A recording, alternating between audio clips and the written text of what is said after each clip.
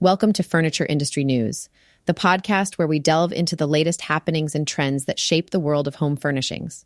Today's episode promises an array of insights tailored for professionals like you, who are not just passionate about furniture, but also keen on staying ahead in this dynamic industry.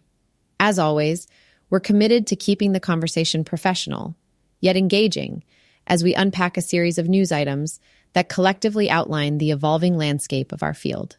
From executive insights on market challenges at the Interwoven fabric market to Stickley Furniture's retail strategies and beyond, we have a comprehensive lineup designed to keep you informed and one step ahead. So, let's dive into the heart of what's moving and shaking in the furniture world. The interwoven fabric market has once again woven together a rich tapestry of insights and future forecasts for the home furnishings industry.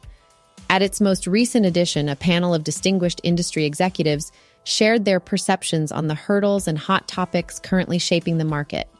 Let's delve into what was on the agenda and what it means for our industry.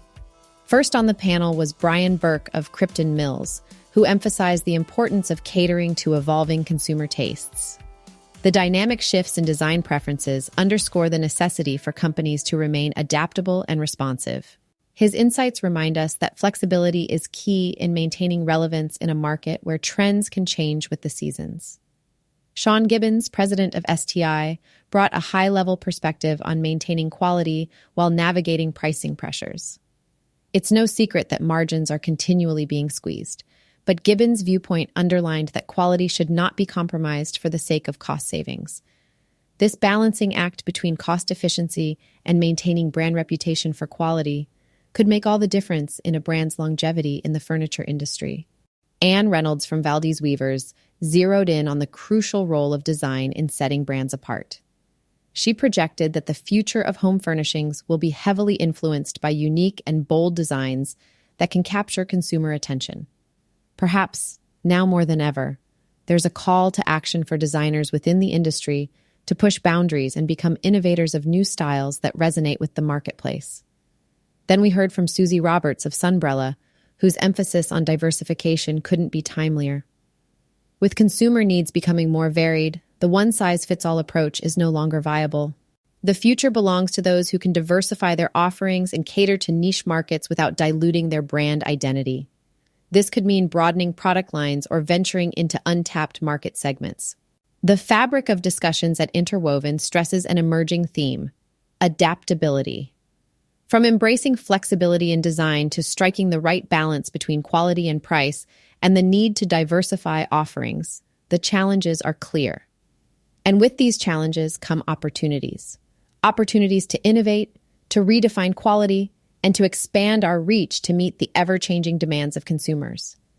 As these industry leaders have highlighted, the key to weathering the unpredictable currents of the furniture industry lies in remaining agile and attentive to the market's whispers of change. Let's take these insights as a compass to navigate the future, ensuring our industry not only survives but thrives in the complex landscape ahead. In a landscape defined by ebbing consumer demand and ever-shifting market preferences, Stickley Furniture offers a compelling case study in retail adaptability. Renowned for luxury case goods and upholstery, Stickley gains invaluable consumer insights not solely through its partnership network, but notably via its own chain of showrooms. These 13 outposts are strategic windows into the heart of consumer trends, sprinkled across the northeastern United States and Colorado. President Edward Audi reflects on navigating retail's capricious waves, pointing to uneven traffic as a catalyst for Stickley's retail innovations. Central to their strategy is the balancing act between quick ship programs and special order sales, which allows Stickley to steer toward steadier revenue flows during fluctuating retail months. Their Express 30 and Express 60 initiatives are pivotal, guaranteeing product delivery within specified frames, breathing life into the concept of immediacy in an industry where custom orders typically invite lengthy waits. Stickley, however, is not fixated on price slashing to allure customers. Audi emphasizes the insignificance of discounts in their consumers' decision-making process. It's a belief that challenges the broader discount-driven retail tactics and underscores Stickley's emphasis on product availability and brand loyalty. The retailer's success, as observed by Audi during the April High Point market, is also interwoven with meticulously considered store locations and continuous improvements. With several stores undergoing enhancements and fresh ventures in Denver and White Plains, Stickley's method is one of proactive transformation rather than reactive change. Indeed, their retail program evolution is a multifaceted one, from hosting large-scale sales events that encompass complete store remakes to the embracing of the Stickley 2.0 inches gallery concept. Audi paints a vivid picture, an excitement-imbued shopping experience for the consumer that's both a grand sale and a showcase of finely tuned merchandise. Perhaps the most telling of Stickley's retail dynamism is its migration from 400 W English Road to 200 North Hamilton Street during the April 2023 market, a move that yielded an 11-fold traffic increase and amplified their narrative to a broader audience. Despite the economic headwinds, Stickley moves with an anticipatory stride into the ebb and flow of an election year's market. Steadfast in the face of economic uncertainty, Audi articulates a mix of caution and determination. We are taking nothing for granted. Theirs is a tale of a brand that lays groundwork well ahead of changing tides, proof that in the furniture industry, understanding the consumer is as vital as the quality of the goods themselves. Stickley, with its mingled emphasis on expeditious delivery, experiential retail, and prudent location choices, stands as proof that even luxury markets must pivot to remain buoyant. In the furniture industry, the landscape of employment and competition is being reshaped with a significant policy change from the Federal Trade Commission. The recent prohibition on new non-compete agreements has stirred vigorous discussion among business leaders, with the FTC disallowing most current non-competes and limiting new ones solely to senior executives in policy-making roles. For an industry that thrives on creativity and design, the ban has been met with diverse perspectives. Pat Watson of Martin Svensson sees the ban as having a minimal impact due to existing workarounds. According to Watson, if there's a will, there's a way. Companies could simply alter job titles or roles to skirt around direct competition claims. Though non-competes have safeguarded trade secrets and business relationships, the limitations they pose on employee mobility have been substantial, affecting not just sales reps, but a broad swath of the industry's workforce. Jeff Schwal, from Porter Designs, expresses skepticism regarding the applicability of non-competes in today's furniture sector, given that he believes there are few secrets left in furniture design. The industry's evolution, he suggests, renders non-competes rather obsolete. Moreover, Schwal's personal experience highlights how these agreements can inadvertently trap professionals when company acquisitions and investments occur. On the operational side, Doug Townsend of Parker House foresees minimal immediate impact, but acknowledges that, over time, the shift will offer greater career flexibility to individuals.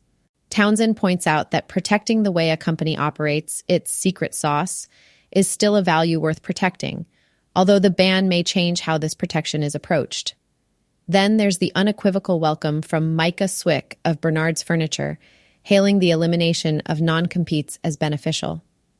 Swick envisions a significant shakeup in employer-employee dynamics, where companies must become more attractive to retain talent through improved remuneration, benefits, and work environments. The implication here is that an employer can no longer rely on legalities to retain talent. They must now truly earn it.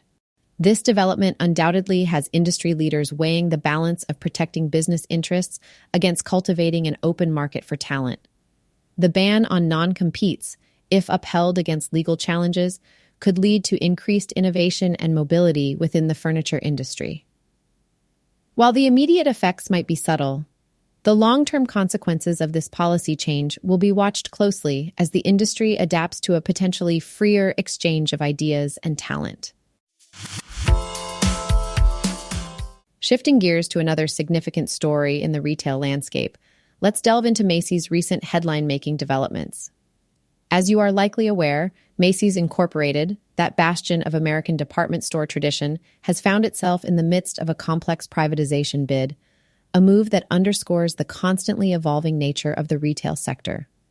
The privatization effort is currently being spearheaded by Guggenheim Partners on behalf of Arkhouse Partners and Brigade Capital Management. These potential acquirers are actively seeking financial backers for a substantial buyout bid of $6.6 billion. Initially, a lower offer of $5.8 billion was presented to Macy's board, but was ultimately turned down on the grounds of underwhelming value and questionable capacity to secure the necessary funds. In this unfolding saga, we observed Macy's originally standing firm, refusing to open its books for due diligence, responding to pressures they found insufficient. However, as negotiations continued, a turnaround occurred in April, when Macy's agreed to seat 2 independent directors on its board as part of a deal with Arkhouse. In return, Arkhouse retracted their slate of nominees, effectively diffusing a potential proxy battle for control. What's truly fascinating about this case is the strategic chess game at play. For example, Macy's has embarked on a bold strategy they've titled A Bold New Chapter, which focuses on closing around 150 underproductive stores by the end of 2026, while enhancing investment in 350 key locations deemed to have a promising future. This maneuver suggests a reinvigoration of their commitment to physical retail spaces, emphasizing a leaner yet more potent operation model. Behind the scenes of the privatization efforts are key players such as Richard Clark and Richard Markey, whose impressive backgrounds in real estate and retail leadership respectively could bring valuable insight into Macy's potential new direction. For those closely watching the retail sector, this move represents more than just a simple acquisition. It's signaling a recognition that the retail industry, particularly department stores, must pivot and resort to innovative strategies to remain competitive in an increasingly digital and convenience-driven market. With power players like Macy's choosing to bolster their go-forward stores, they are sending a clear message: adapt or be left behind. As of now, Macy's corporate has kept their cards close to their chest since announcing the new board members. As the industry anticipates Macy's next public statement, many professionals like you and I are watching keenly to understand how this attempt at privatization might reshape the future of the renowned retailer, and perhaps set a precedent in the overarching retail and furniture sales sectors. This story serves as a reminder that in our industry, the terrain is never static. New strategies can redefine stalwart companies, and the outcome of such power moves can reshape our industry in enduring ways. Beyond Incorporated, a company well established in the retail domain, has recently made a notable shift in its revenue forecast for the fiscal year, stepping away from its initial aggressive goal of a $2 billion revenue annualization. This announcement signals a significant change in direction from their earlier statement made by their executive chairman, Marcus Lemonis. A mere 3 months ago, Lemonis was resolute about the company's capability to bolster its sales by $440 million within the year. However, fresh perspectives have emerged following a deeper evaluation of Beyond Incorporated Inc.'s operations. The revised outlook is not merely a downgrade of numbers. It's a strategic choice to safeguard the company's financial health. It became clear that pursuing such an ambitious top-line target would encumber the company with unnecessary debt, negating the primary objective of profitability.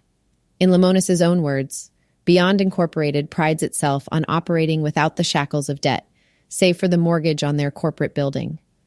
Thus, while scaling back on the aggressive revenue projection, the company maintains its commitment to remaining debt-free, an enviable position in today's market. Beyond Incorporated, nonetheless, continues to set aspirational goals for its various e-commerce arms, each capable of morphing into a separate billion-dollar entity. The conglomerate's repertoire of brands includes Bed Bath & Beyond, Overstock.com, and Zulily. Beyond Incorporated seeks to carve out definitive niches for each brand, aligning them with specific market segments and consumer needs. Bed Bath & Beyond, for instance, is honing in on a curated selection of household items, dropping its previous furniture lines in favor of related goods, such as bed frames and lighting. In its evolution, Beyond Incorporated is striking various deals to optimize its operations and to monetize its brands effectively.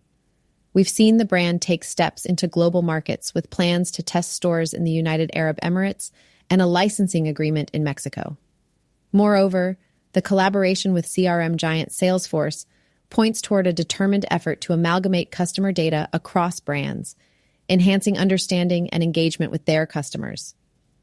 Beyond Incorporated has also teamed with X, formerly known as Twitter, to develop content that highlights the diverse offerings of their brands throughout the year. By recalibrating their financial ambitions, Beyond Incorporated illustrates prudence. The focus is now trained on sustainable growth over hasty expansion, leveraging brand differentiation, and maintaining an equilibrium between ambitious scaling and financial solidity.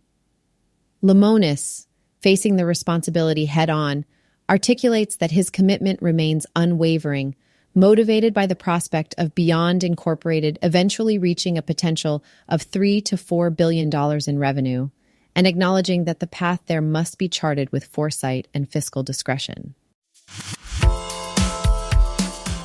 Amidst the ever-evolving landscape of the furniture industry, Arhaus, a notable player, reported its fiscal metrics for the first quarter of 2024. Known for its top-quality offerings and unique design philosophy, Arhaus has captured the attention of industry professionals and consumers alike. However, the journey has not been without its challenges this year. In the three-month period ending March 31st, the company achieved net revenue of $295.16 million, which represents a slight decline of 3.1% from the previous year's figure of $304.57 million. The reason behind this dip? Primarily, it was identified as a result of irregularities in backlog deliveries that were exceptionally high in the prior year and were coupled with an adverse impact from January's weather on operations. Despite the downward drift in revenues, it may offer some reassurance to stakeholders that the company's net income was reported at $15.1 million.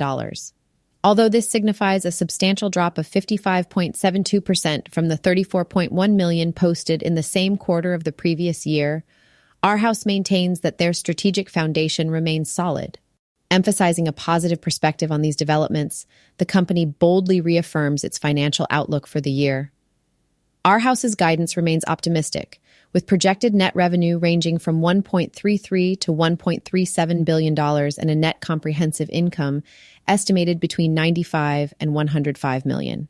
Further showcasing their confidence, adjusted EBITDA is expected to land between $185 to $200 million. Arhaus is not standing still amidst these economic headwinds. The retailer has articulated a clear strategy for bolstering its brand and driving growth. As part of this approach, Arhaus plans a robust expansion with the opening of 9 to 11 new showrooms. The strategy also includes renovating, relocating, and expanding several existing locations. With a laser focus on strategic growth, the brand is demonstrating agility and initiative in responding to current market dynamics. The excitement builds with the introduction of new product offerings by Arhaus. The brand's commitment to innovation has sparked considerable enthusiasm, marked by favorable reactions to the fresh introductions. This momentum paves the way for the company's entrance into new markets as the retailer seeks to capitalize on growing brand awareness. Arhaus is taking a prudent path with eyes firmly set on long-term stability and industry leadership. With a track record of market share gains and a dedicated focus on investment in systems, e-commerce capabilities, and the in-home designer and trade programs, the company is gearing up for what could be another year of notable accomplishments, setting a benchmark for performance in the furniture industry. As we navigate through the currents of the furniture industry, robust financial reports stand out, signaling the vitality of companies during times of fluctuating consumer habits and broader market trends. One standout in this fiscal landscape is Leon's Furniture Limited, a homegrown Canadian company making waves with its impressive first quarter earnings report. Today, we're going to delve into what's behind this financial upturn and explore the factors that are underpinning Leon's success story. With an expansive reach across Canada, encompassing over 300 store locations and a solid e-commerce presence, Leon's has reported a remarkable 8.3% system-wide sales increase, which translates to a sharp rise in revenue to $562.3 million, up from the previous year by 9.6%. These figures are particularly striking when you consider they're accompanied by a 9% bump in same-store sales, suggesting that Leon's is not merely expanding, but deepening its market grip, a testament to the company's strategic prowess. The source of this upturn is multifaceted, and one such component is their product mix. Leon's notes strong growth in the furniture and appliance categories. These are cornerstone commodities in the industry, and Leon's understanding of consumer preferences in these areas has clearly borne fruit. Their agility in adapting to a value-focused environment seems to have paid off, positioning them well against competitors in the context of a more price-conscious consumer landscape. And it's not just top-line growth that's impressive. Leon's has also seen a healthy boost to its bottom line. The adjusted net income for the quarter rose to $16.4 million, a significant stride upwards by 27.1%. This rise highlights the company's operational efficiency and suggests that Leon's financial strategies are proving effective in an industry that is, as we know, susceptible to the ups and downs of the larger economic environment. Moreover, the company's leadership must be lauded for their strategic foresight. President and CEO Mike Walsh attributes Leon's retail success to strategic decisions made over a year ago, which have positioned the company favorably in the value-focused environment we mentioned. Leon's emphasis on omnichannel engagement, strategic asset return maximization, and prudent square footage expansion each play a critical role in their remarkable fiscal fitness. Additionally, Leon's unrestricted liquidity as of the end of the quarter stands at $374.20 million, showing commendable financial preparedness and resilience that serves as a buffer in unpredictable market conditions. It's evident that their fiscal house isn't just in order, it's flourishing. In conclusion, Leon's Furniture Limited isn't simply riding the waves, it's setting the pace. By focusing on strategic expansion, operational efficiency, and a nuanced understanding of the consumer landscape, Leon's is solidifying its foothold within the furniture industry and reaping the financial rewards that these savvy moves afford. This report isn't just a beacon of success for Leon's, it's a blueprint for industry peers striving for similar financial health in these complex economic times. In the latest financial update, Doral Industries, a name synonymous with a diverse portfolio of products, shared some positive news against the backdrop of an otherwise tumultuous market. The company reported a revenue increase of 5.4% for the first quarter, reaching $351.1 million, up from $333.2 million in the same period last year. Despite this uptick in revenue, Doral Industries reported a net loss for the quarter, although the extent of the loss had been significantly reined in compared to the previous year. It's clear that the path to profitability is still being paved, but the losses are shrinking, indicating that Doral may be steering itself in the right direction. For those closely watching the industry, Doral's home segment is particularly noteworthy, a clear barometer for the company's overall health. President and CEO Martin Schwartz pointed out that this division demonstrated substantial progress by narrowing its adjusted operating losses. This progress came even as the broader furniture market faces ongoing challenges, with industry sales generally falling behind other consumer product categories. Schwartz credits the strides made to a restructuring plan initiated in the previous quarter aimed at streamlining operations and cutting costs, a strategy that is starting to pay dividends. One vital aspect of the company's stride towards profitability is the carving out of distinct missions for its brands. For instance, while Bed Bath & Beyond is revamping its branded assortment, Overstock.com is building a robust platform for excess merchandise and liquidations, dominating early assortments with furniture but expanding into rugs, apparel, and more. It's important to highlight that Doral has not only been making internal advances, external partnerships have been a crucial part of their strategy. Consider the company's engagement of CRM firm Salesforce to better understand customer behavior and unify data across multiple brands, a move that could certainly refine Doral's targeting tactics and customer retention. Furthermore, this agility in strategic planning is reflected in their well-received product lineup at the recent High Point Market, which could bode well for the traditionally slow e-commerce business. With its restructuring purpose to improve efficiencies and reduce operating costs, Doral Industries appears to be focusing intently on its furniture business. The company's approach prudently balances ambition with attentiveness to bottom-line health. While performance at brick-and-mortar venues is expected to surge later in the year, the overall message from Doral is a larger calling to return to profitability. As the marketplace continues to evolve and consumer preferences shift, Doral Industries seems to be adopting a more methodical pace in rebuilding. In a sector that continues to demand innovation, adaptability, and a strong grip on cost management, we will be watching to see how Doral Industries leverages its diverse portfolio to not just survive, but thrive in the quarters to come. And that brings us to the close of this episode of Furniture Industry News. Today, we took a deep dive into a tapestry of topics, each shedding light on different facets of our dynamic industry.